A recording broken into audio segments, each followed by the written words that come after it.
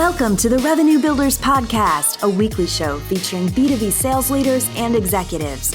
Hosted by five-time CRO John McMahon and Force Management co-founder John Kaplan, the show goes behind the scenes with the people who have been there, done that, and seen the results.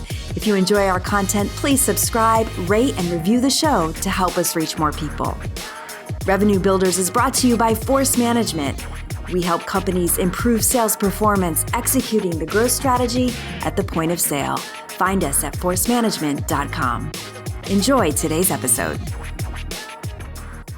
Hello and welcome to the Revenue Builders Podcast. I'm John Kaplan here with five-time CRO and author of the wildly successful book, The Qualified Sales Leader, John McMahon. Johnny, how are you? Cap, good morning to you. I'm excited about talking to our guest today, which we do very well. And it's always cool when we have an old friend join us. So let's talk. Let's introduce Jim Baum. And Jim has over 25 years experience growing and managing cutting edge technology businesses. As an operating executive, his career includes building highly successful organizations, bringing businesses to scale, IPOs, and a multi-billion-dollar exit. Jim is passionate about entrepreneurship and helping to build successful enterprises around exciting market opportunities. He currently serves on a range of corporate boards and from innovative startups to fast growth pre-IPO companies to publicly traded companies. He's a trustee at Worcester Polytechnic Institute, as well as a lecturer in entrepreneurship at MIT Sloan School. Jim previously served as president and CEO of data warehousing and analytics company Netezza. In 2007, Jim worked to take Netezza public, ultimately driving the nearly $2 billion acquisition of Netezza by IBM. Jim also led Endeca's early rise from tiny startup to leading provider of innovative information access and delivery software solutions to the Global 2000. Endeca was acquired by Oracle in 2011, and prior to Endeca and Netezza, he served at PTC, where we had the pleasure of going to war with him every day as executive vice president and general manager.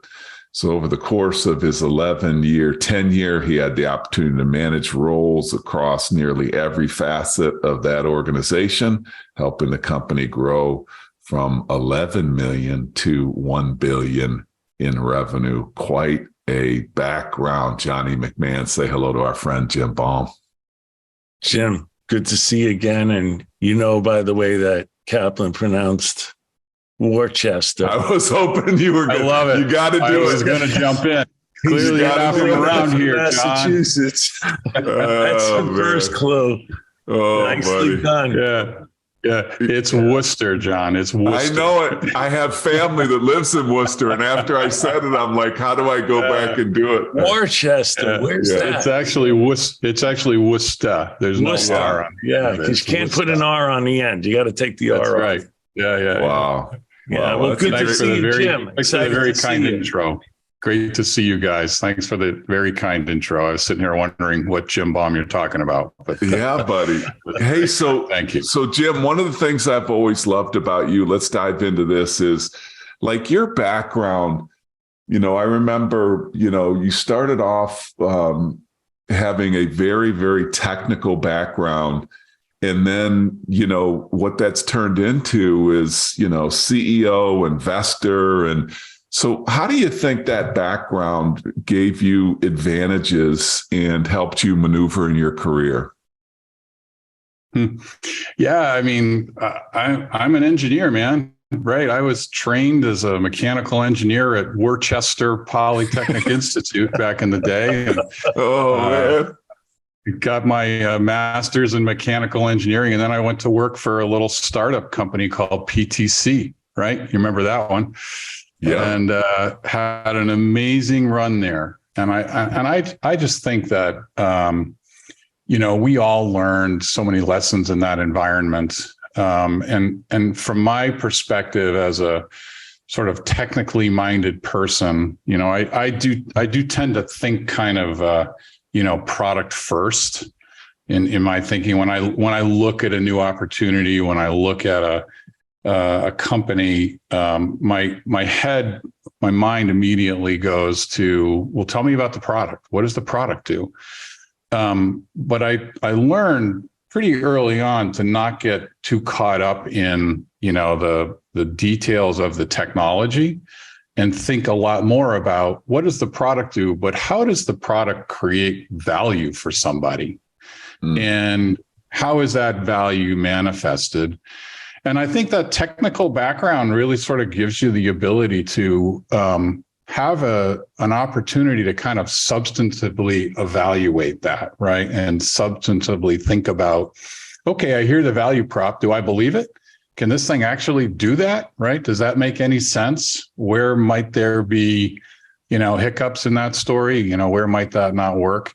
And so I would really say, John, that the technical background has been extremely helpful in my career, right? And in our careers where we've all been, which I've been 100% of my career in, high growth, venture backed, enterprise, B2B software environments, right? So it's really been an area where the value prop has had to be super tangible and very achievable because it's a very critical buyer. So I went to Boise State and Bowling Green, and not to Worcester WPI. So any advice that you could give? Because in all seriousness, we do have, a lot of technical folks that listen to the podcast, and any advice for today's people that are more technically oriented, that are looking to get into, revenue builder roles. Any advice for that listener today? Yeah, I mean, I think, John, that I often see super smart technical people get a little bit lost in the technical weeds, right? And not to not to downplay the importance of technology and the quality of the technology and the architecture and the systems that are used and the way they're deployed and the way they scale and all of those things. But on top of all that, there's an end user, right? There's a person, there's a human or a system that needs to somehow derive value from what this technology is doing. And so I really think the advice is get to know the customer, get to know the use case, get to know and deeply understand the value. And the value is not my system scales or I've used the latest, ML technology, or I've figured out how to effectively implement,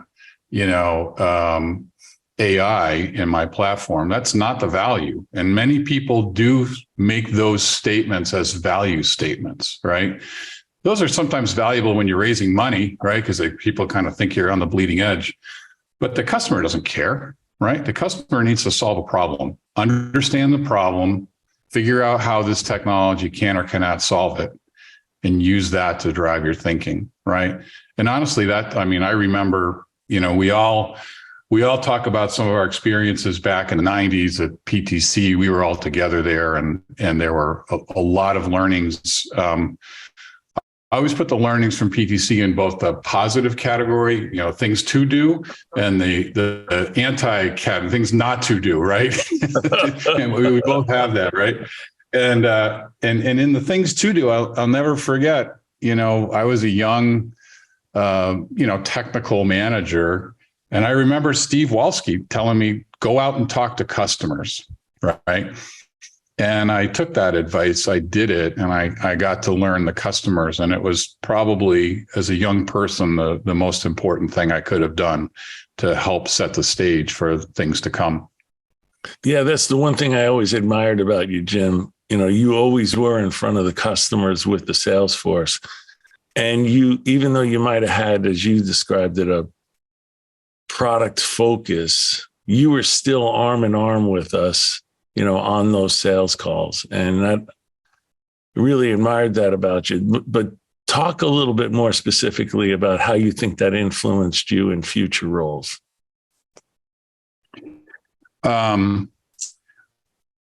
Well, I think, John, specifically talking about kind of the technical influence, as I went forward in my career, like I said, I always kind of had a product out point of view, right? I'd always sort of start from there. What's the product do? And I think that served well in terms of being able to pick companies and look at technologies and have some confidence that they can deliver what they promise, right? Because there are a lot, as we all know, there are a lot of dead bodies out there and a lot of failed technology implementations. And so there definitely was some importance in having an ability to discern, good from bad, especially in an early stage company setting, right? So when you look at companies that are more established, maybe the Series C, Series D kind of investment stage, venture investment stage, this stuff's pretty well figured out, right? But early on in a company, you can sort of categorize risk into a few different buckets. There's always market risk, right? Which is there really a market for this? Can we find the repeatable go-to-market strategy that creates value for people and grow it?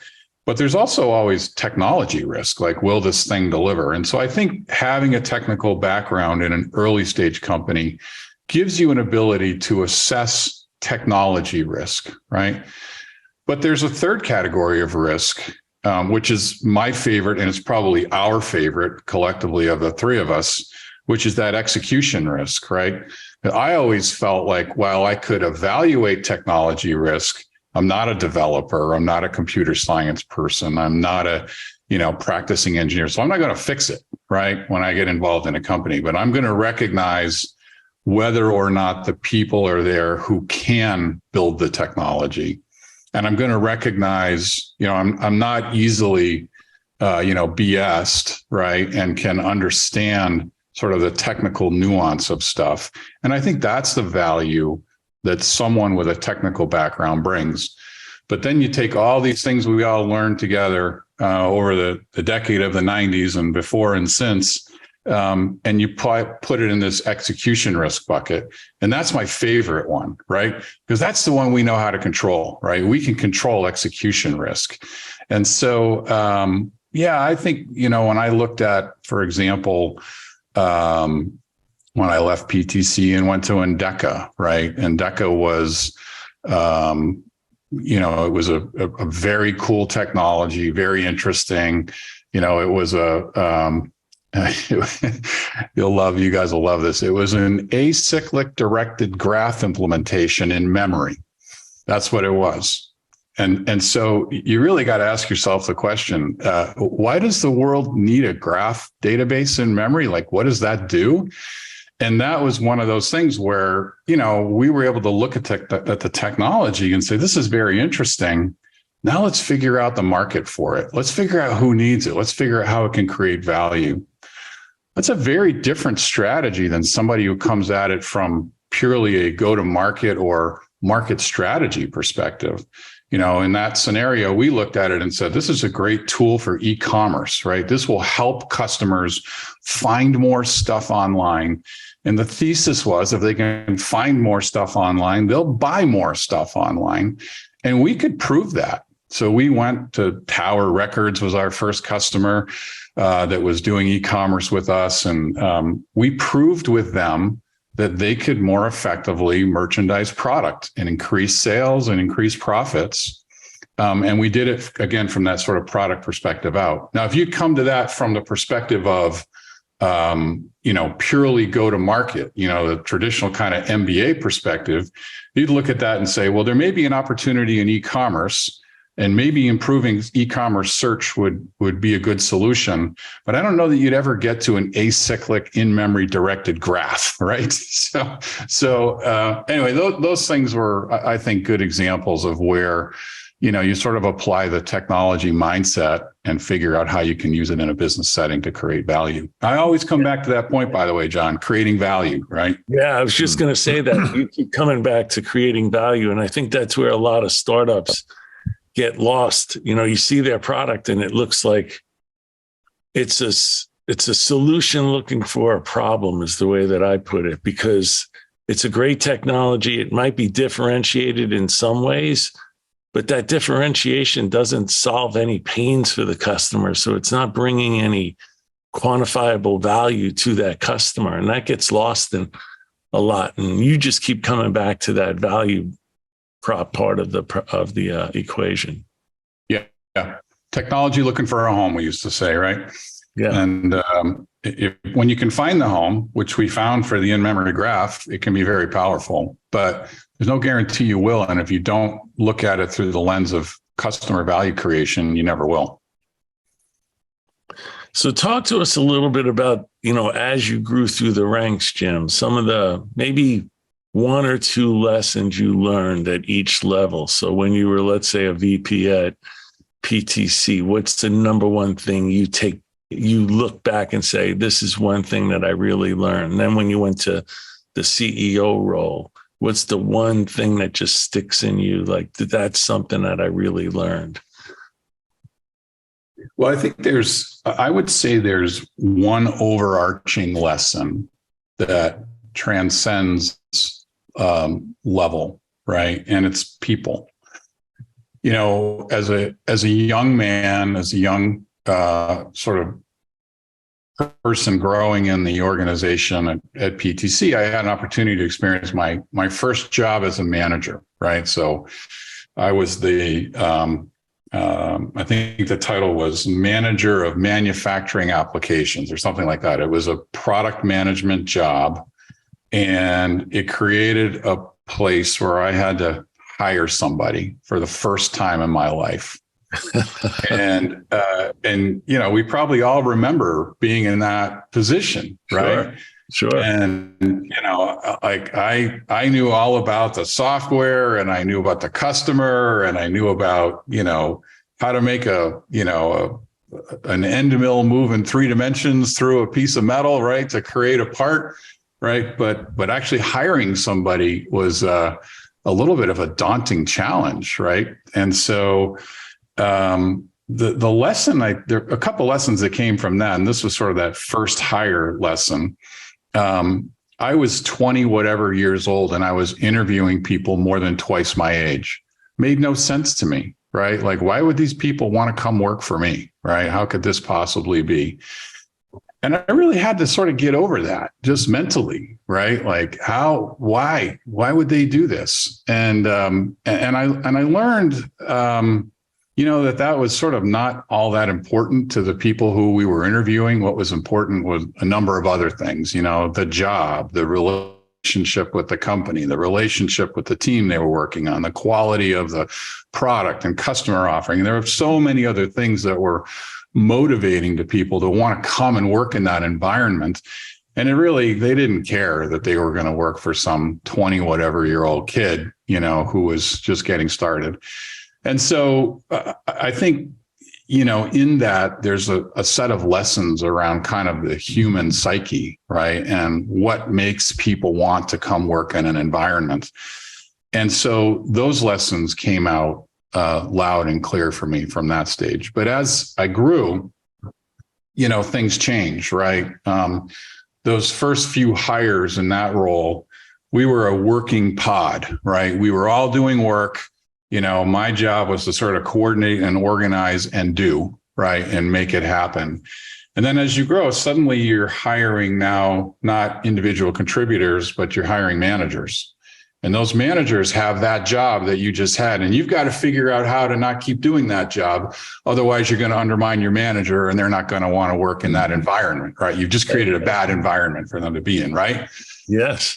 And so you have to learn again, how to sort of manage your own behavior, because as a person who starts at that in those early stage roles, you're so used to doing everything, right? Getting your hands dirty, as they say, and working through the problems yourself. And if someone else can't solve it as fast or as effectively as you just solve it yourself and move on, right? That doesn't work as you scale. And so, the lessons I took away from that were, I think, lessons around what motivates people to work in an environment, lessons around, my own behavior as I grew and managed managers and then managed managers of managers and ultimately hired executives. And in every case, they were all way smarter than me, in the jobs that they were doing, in the roles that they were filling. The sales leader that we hired at Endeca and at Netiza, these people knew an awful lot more about selling than I did, for sure, right?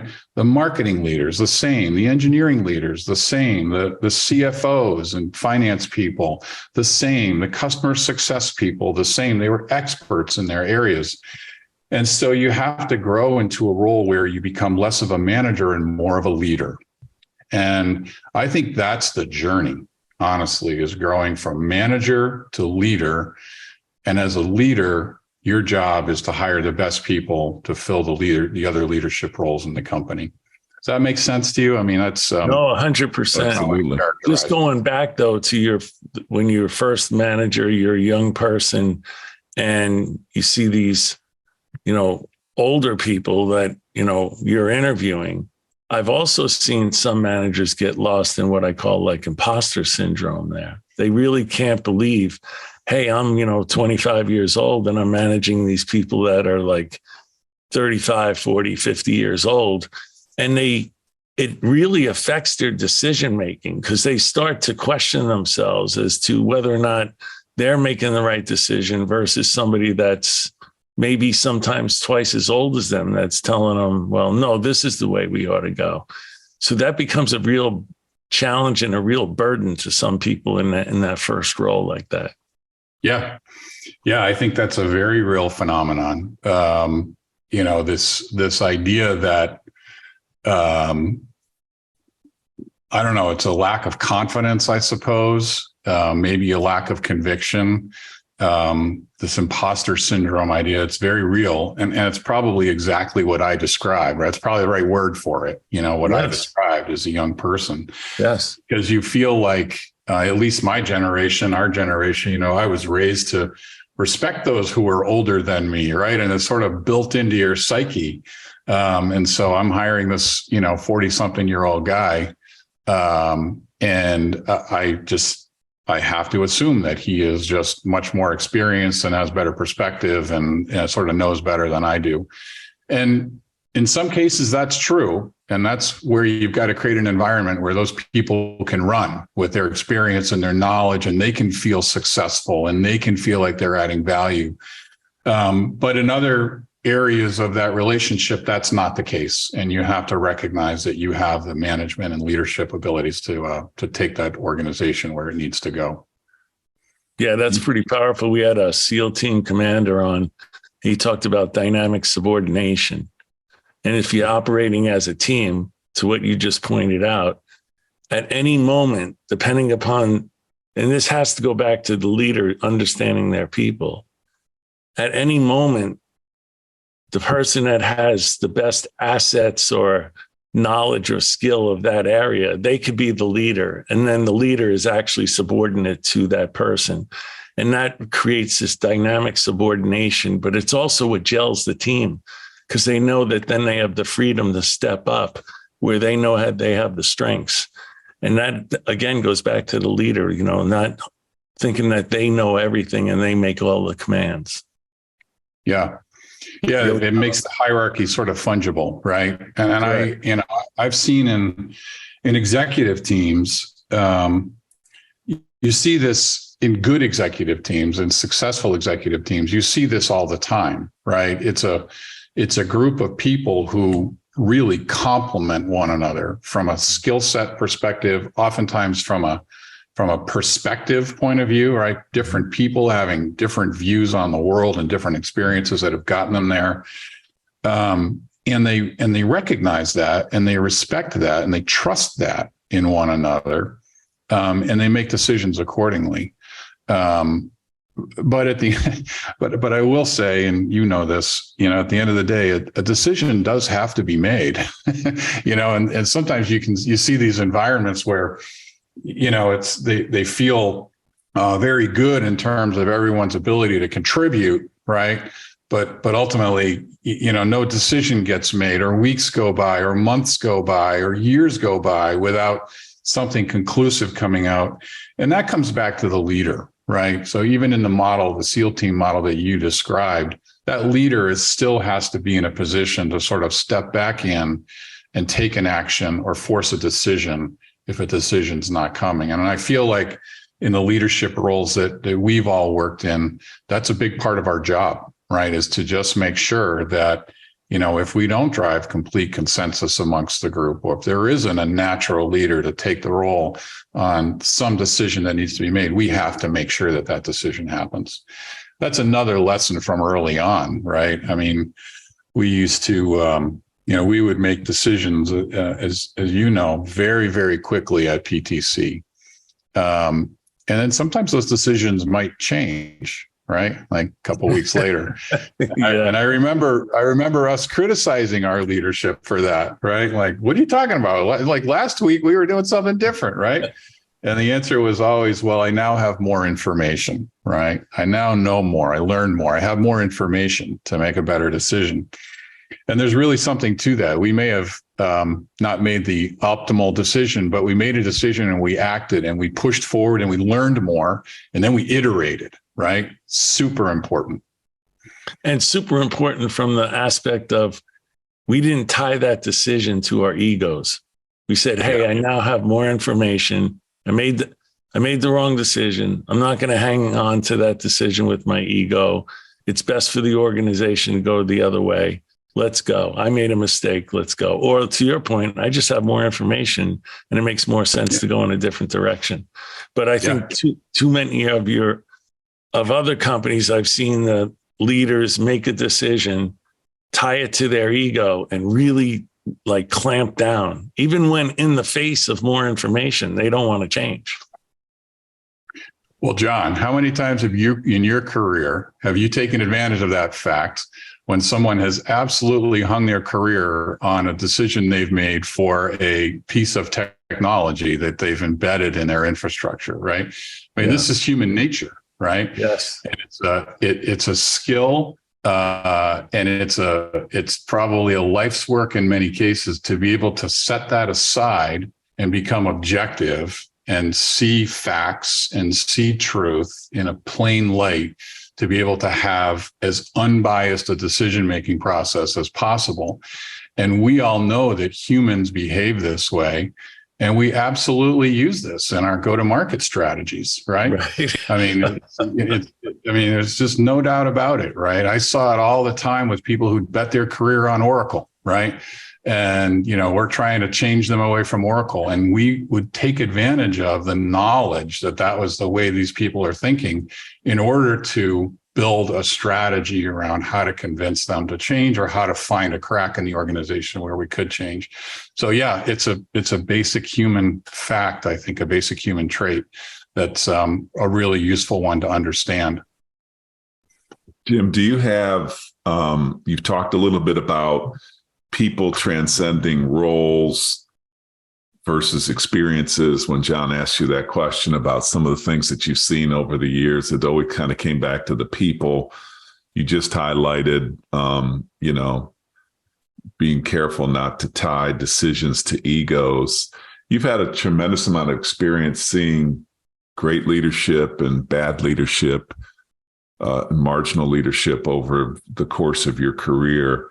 What are some of the things that really stand out to you as other leadership traits that that you saw really make a difference in, especially when it came to, growing and scaling companies? Are there any that stand out to you other than what we've talked about?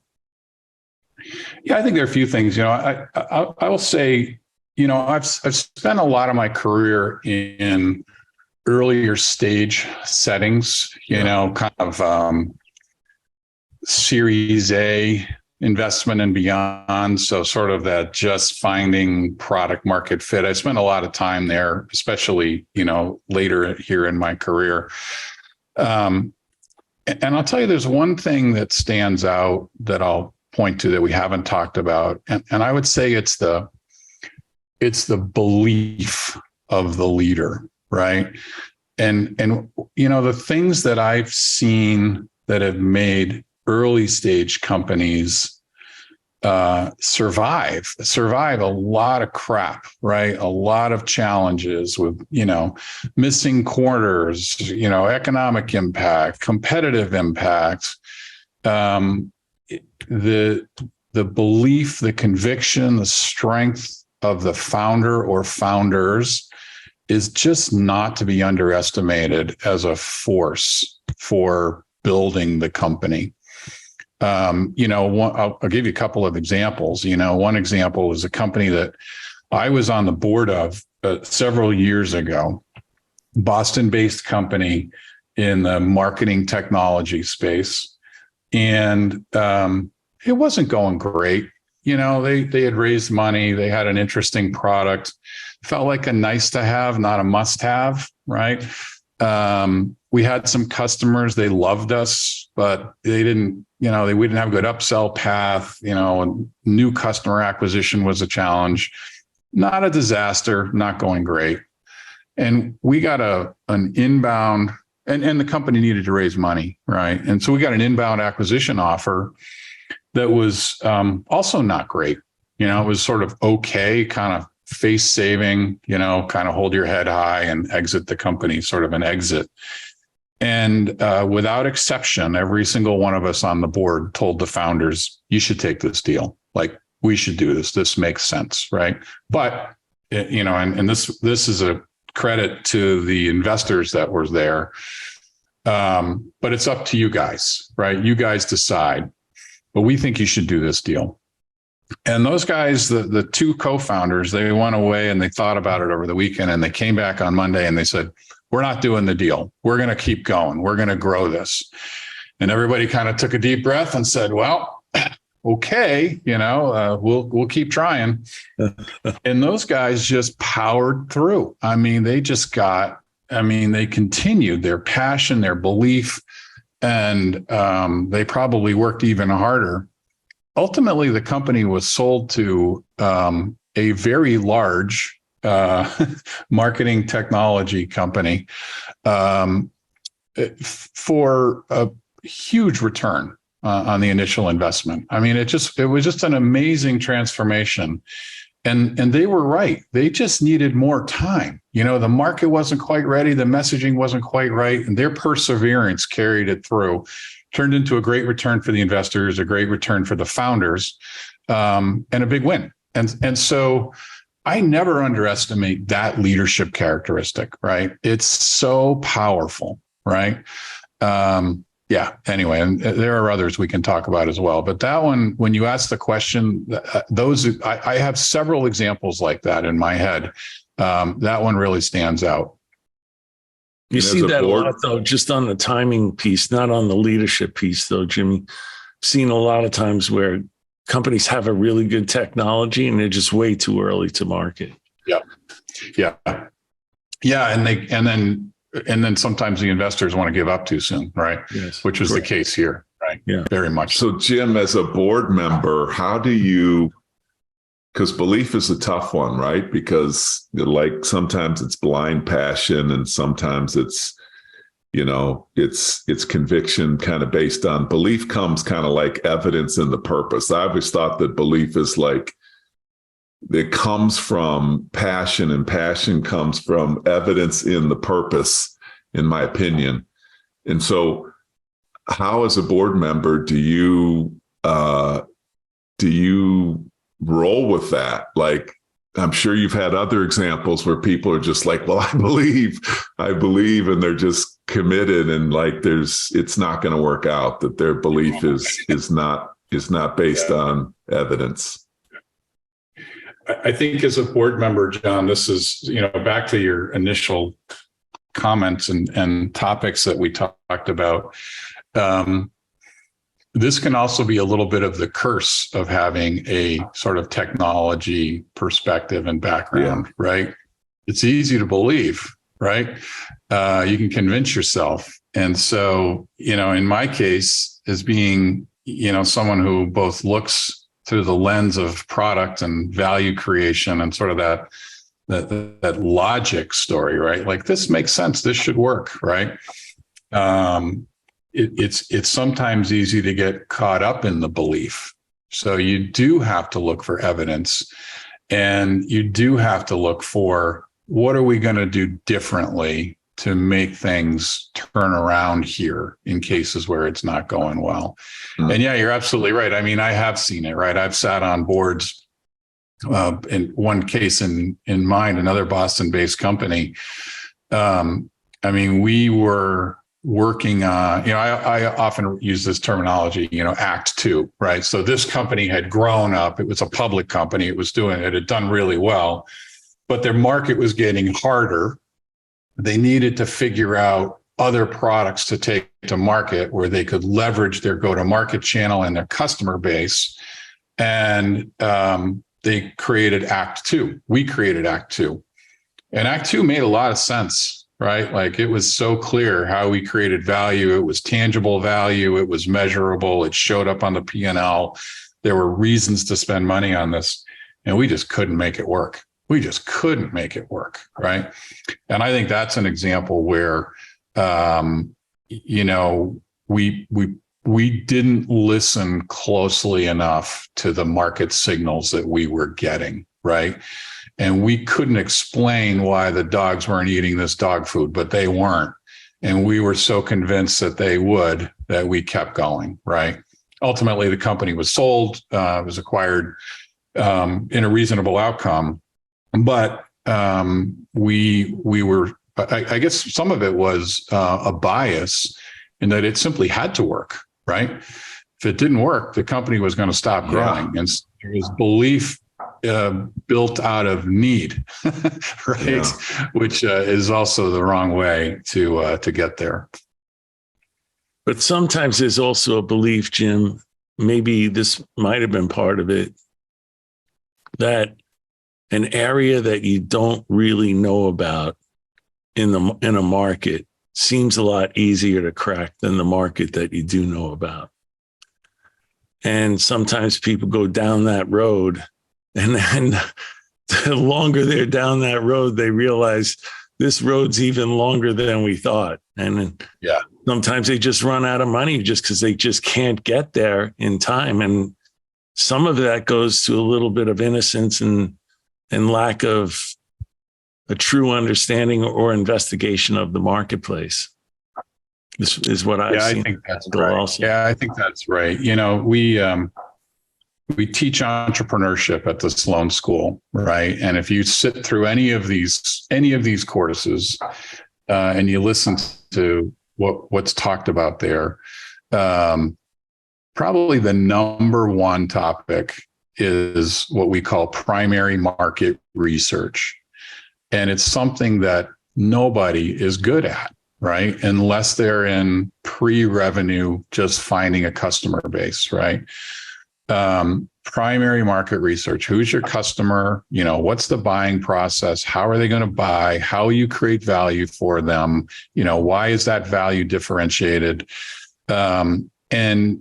It's really hard to do because it requires that you go and you talk to customers, you talk to the market without the lens of your product offering, right? It's really understanding the customer's need and not tainting it with, your view on the world, right? And I think that's, to me, I think that's probably a great lesson that executives should take away who are in companies that are trying to figure out Act Two, right? Because it's the miss. It's where people, it's exactly what you just said. They go down some go-to-market path. They think it's going to be easier because some institutional knowledge they have says it will be, but in reality, it's not. But it was a knowable unknown, right? They could have done the work to answer the question before they went and hired 40 salespeople to go and attack that market, right? And so, yeah, I think that's exactly right. Yeah. So, Jim, on the, I've had the great fortune to be a guest of yours at MIT, which is near Worcester. I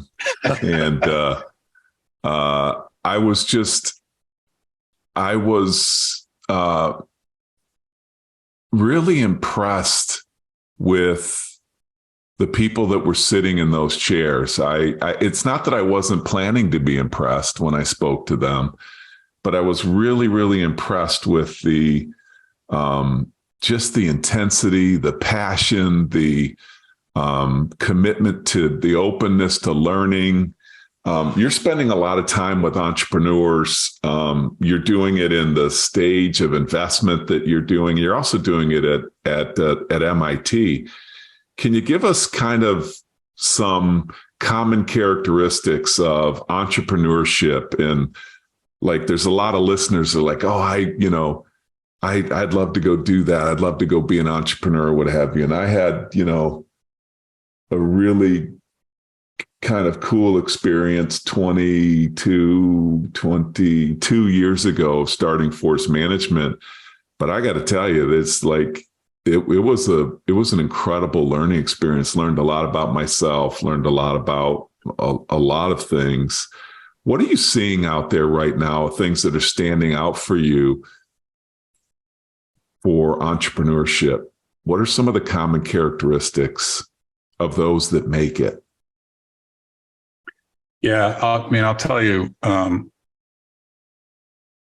I talk to younger people about this and about their desire to be an entrepreneur, because everybody seems to want to be an entrepreneur, right? Yeah. There's some cachet that comes with it, I guess. There's some stature that comes with it. People think maybe there's some money that comes with it. And there can be, for sure. But those can't be the reasons that you do it. And I spend, the first 30 minutes of any conversation with somebody or with a group of people about this, basically trying to talk them out of it by explaining, and you went through it starting Force Management, by explaining how hard it is, by explaining the weight of the obligation that you take on when you hire someone and you have to make payroll and pay them. Their family is dependent on it. Their kids' education is dependent on it. The weight that you take on your shoulders when you take money from an investor, right? That you have in good faith taken their money and they are expecting you, and you have accepted that expectation that you're going to create a return for them, right? I mean, that's a huge obligation. Not to mention the burden on your personal life, on your, work-life balance, if you think that way. It's intense. It's intense. And it may not work. In fact, chances are it won't, right? And so I really think that it takes a pretty special kind of mindset to be successful as an entrepreneur. And I think that mindset is one of, and we talked about it a little bit, but it's one of perseverance. It's one of deep belief. I'm on the board of a company right now, and the company's going well. The market has changed for raising capital. And this guy was just approached by a venture capitalist whose offer he turned down 4 months ago. And they approached him with a lower offer and basically said, hey, you screwed up. You should take this offer. This is a good deal, in this market. And he just said, no. Just said, absolutely no. We're building a better company than that. This is a bigger story than that. This is more important than that. And there's an awful lot in that sort of sheer force of will that, this entrepreneur brings to it. I think you have to be really smart. You have to be really ready to dig into the details. It's like we talked about this growth through the management ranks idea, right? When you're starting a company, you're that frontline manager, right? You're that person, right? Everything rolls up to you. And you've got to build a team, inspire a team, have a great idea, find a customer, figure out how you create value for that customer, figure out how to repeatedly take that product to market for that customer, create a culture in your company that's one of success where people can feel successful and grow and feel like they're contributing, and create that, sort of dynamic growth environment. There's so much to do, right? And these entrepreneurs, they have the smarts, the drive, and maybe just enough of the craziness to make it happen. I think they have this crazy passion for their vision too. Yeah. And maybe that's the craziness you described, Jim. I kind of always see that. I can feel their passion. Yeah. And they're constantly describing their vision of where they want this to go. Like they can see it, they could feel it, they could taste it. Yep. And it's actually contagious when you get somebody that has that. And maybe that's what drives their, gives them that perseverance. And also, like you said, a little bit of this craziness, right? Because some of them come off. And Captain knows a couple that I know where they actually are. They come off a little crazy, but it's their passion that drives them like that. Well, it's, I always found, I like the word that you used, contagious, right? That passion's a little bit contagious. And you think about this leadership conversation again, and you think about, well, what tools do you have as a leader to inspire people in your organization, right?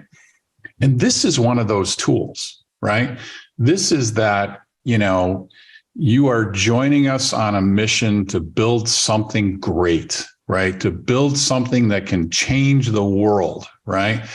And that's that mission, right? That's the passion that the founder can bring, that the entrepreneur can bring, that's so contagious that people can rally behind, right? And they can latch onto, and they can adorn that vision with lots of detail, right? That makes it something really tangible.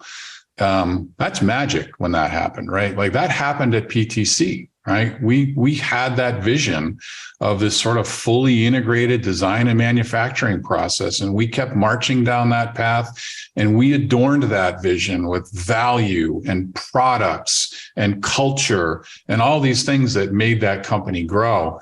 And honestly, it's having spent some time working in air quotes, teaching and spending time on the board in Worcester, John. You realize that in an academic environment, in a government environment, you don't actually have this tool. You don't have this kind of greater good, building something, really substantial that's going to change the world tool. You have other motivations in those environments. And I think that makes those environments quite a bit more challenging to lead in, because you don't have this one tool that's at least in my experience, proven to be incredibly important. You also have some differences. Like I know in my case, I was 40 years old when I became an entrepreneur, and I had already been in corporate America for 20 years. And I remember distinctly, like, there's a lot of pros for that, right? Because I worked at PTC, one of the greatest go-to-market, execution companies on the planet. I worked for Xerox, one of the greatest development companies on the planet, and training people. And so I had great experiences, but like the downside is I remember being in a hotel room with my business partner in the same hotel room while he's snoring away. And I'm thinking to myself, this happened to me a lot. I would say to myself, I used to be a senior vice president.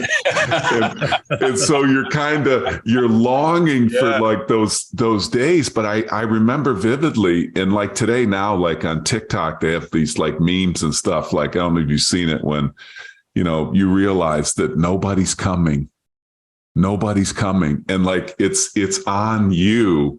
Yeah. And so there were pros and cons to that. And now Jim, you're spending most of your time with like younger folks that come up with a great technology, a great technical advantage, and they start and they're not burdened with what they used to have or what it used to be. So there's some great advantages there, but then there's also disadvantages just in experience. And so there's both sides of the fence, which are probably you've seen all spectrums of that.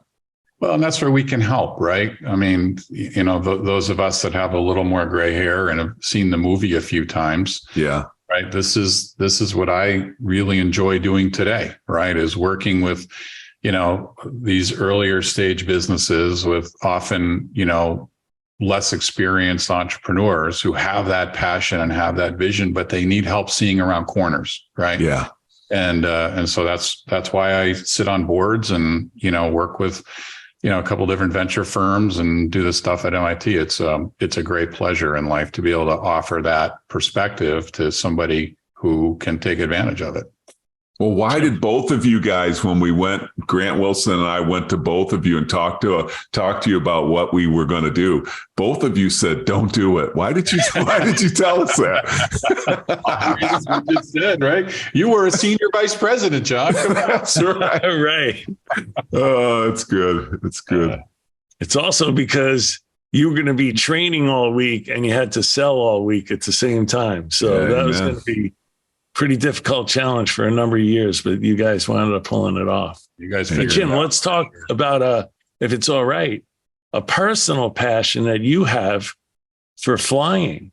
Yeah. Talk to us a little bit about, I know you took a really long trip all through Asia and stuff a couple of years ago.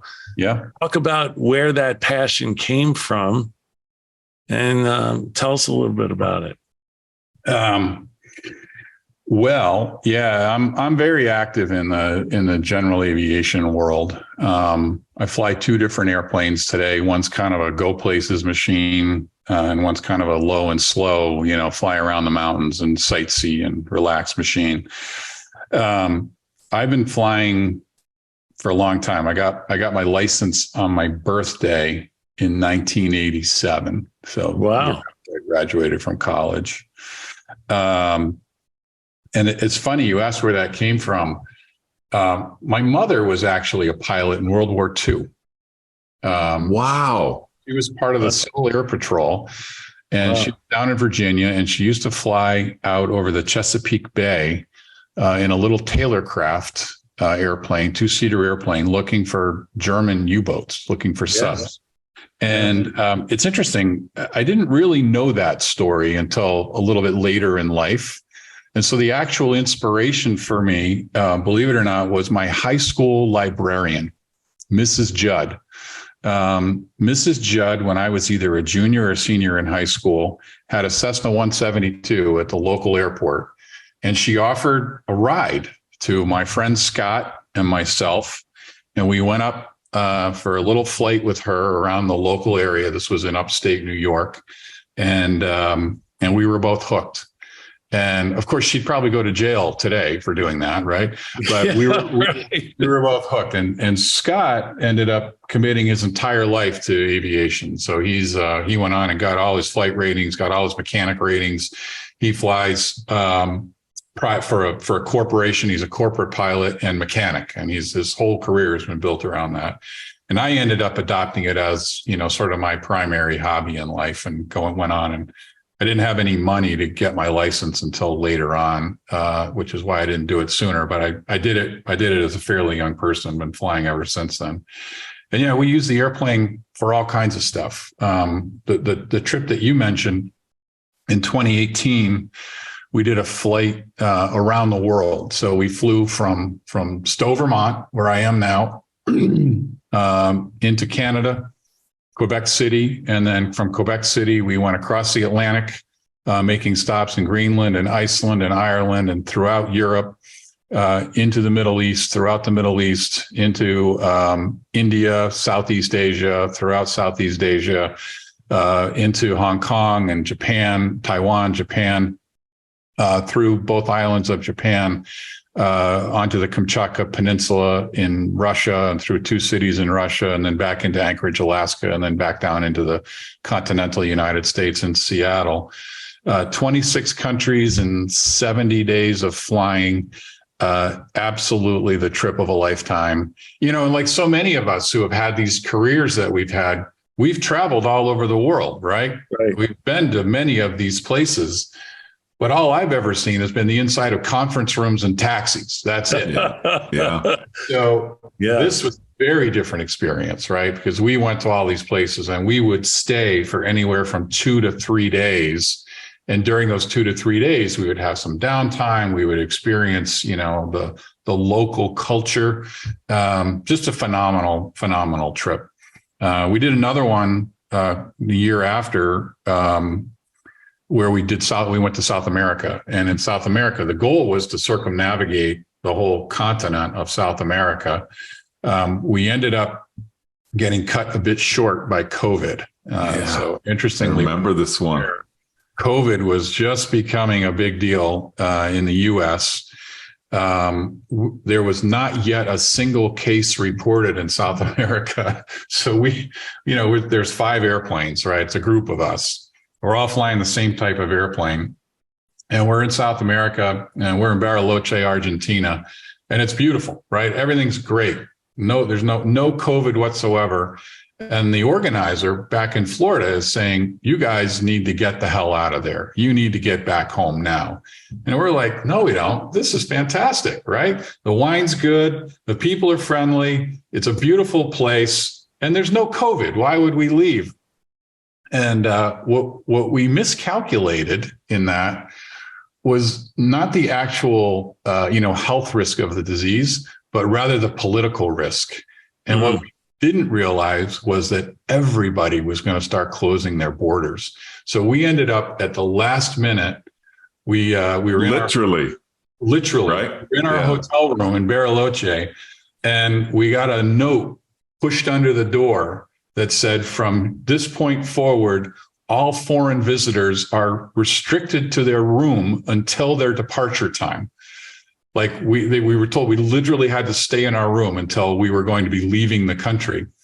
So we decided that was it. So we got out and we left, and we spent a day flying from Bariloche. We went back to Chile. We went back through Peru. And as we were going, borders were literally closing behind us. In fact, in one case, we had to get special permission to land in the country just for fuel. The people coming to work had to have special governmental permission to come fuel our airplanes, and they couldn't do anything else.